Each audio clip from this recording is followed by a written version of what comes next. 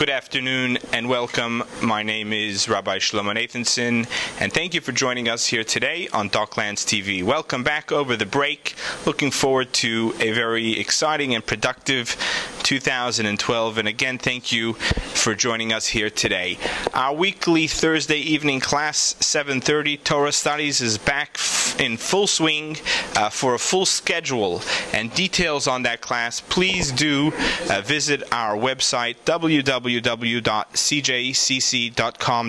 for details on the specifics of each class and when it will be held. There are some beautiful topics and great discussion that happen, and we'd love to have you join in this second season of Torah Studies. In our family, we've celebrated recently the third birthday of our son Yassi, and there's a Jewish tradition to leave the child's hair for 3 years and not to cut it, and on the third birthday to go ahead and celebrate the third birthday together with this hair cutting ceremony where people will come along and give a snip to the hair, perhaps give the child a coin to put into charity.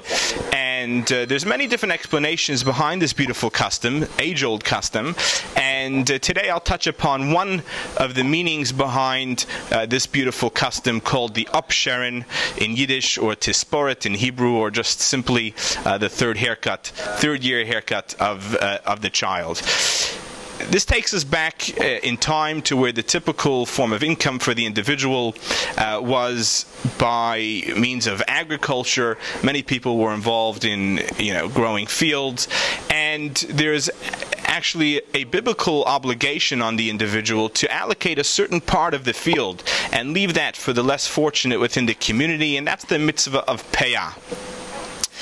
Important to remember that word as it will apply to back to the child. So that's the mitzvah of payah, where it's a form of a tax in a way that anyone growing any particular vegetation is to allocate that space of the field and leave it for other members of the community who are less fortunate and need that form of help for income and sustenance of their particular family. Now, man in many ways is compared to a tree. Many scripture many verses refer to man and mirror man to tree, and in this case the child mirrors that same concept of payah in a way that when a child is born and he goes through the different stages in life, be it walking for the first time or talking or being able to recognize different people, it's celebrated. We kind of encourage the child to continue along and develop that skill and give him that sense of assurance, and to give him that capability to continue on in that way. At age 3, it's an interesting stage where a child kind of finds himself and becomes independent in a way where before he was extremely dependent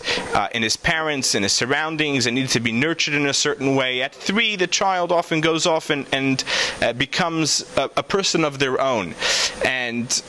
begins to understand others around him and share a bit more, where they graduate that stage of terrible twos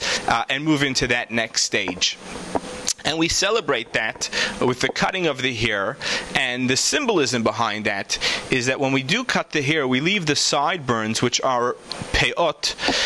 for the child, which is also a biblical commandment, and that is very symbolic to the same mitzvah, to that same commandment that we spoke about before, where we allocate that part of the field, the idea of contributing back to society. Here the child is contributing to society in his own way, and similarly we leave a portion, or we segregate between that long curly hair and the shorter haircut, but with the sideburns, and in that way we give that child that sense of accomplishment and that he's reached the stage, and we celebrate it together with a party with family and friends, and snip the hair and give him that encouragement to continue along in that way and celebrate that stage that he's reached, and hopefully will continue to perfect as time goes on. So that's just a slight insight into one of the many meanings behind this beautiful tradition and custom, and thank you for joining us here today. Wishing all of our viewers a wonderful week ahead.